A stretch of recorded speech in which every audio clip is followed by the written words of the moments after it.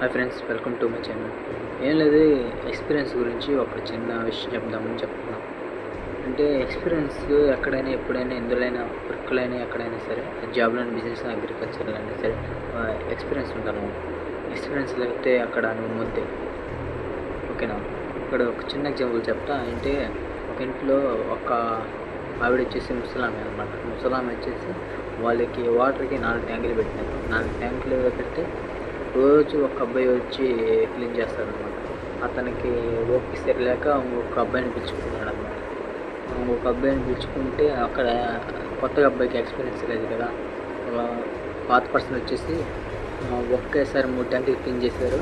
ఇంకొకటి వచ్చేసి ఒక్క ట్యాంక్, అతను 3 ట్యాంకులు క్లీన్ చేసి ఇంకొకటి ఒకే ట్యాంక్ క్లీన్ చేసిన తర్వాత మరి అతను ఎక్స్పీరియన్స్ పర్సన్ ఏమంటాడంటే, నేను 3 ట్యాంకులు క్లీన్ చేశాను, ఇంకో ఒక్క ట్యాంకే క్లీన్ చేస్తున్నావు అని ఎక్కిరించారనమాట. అక్కడ నిలబెట్టాడు అనమాట. అంటే అవమానం చేశాడనమాట. ఇప్పుడు ఎక్స్పీరియన్స్ ఉండాలి. అందులో ఎక్స్పీరియన్స్ ఫాస్ట్గా చేయగలవు, లేకపోతే చేయలేవు.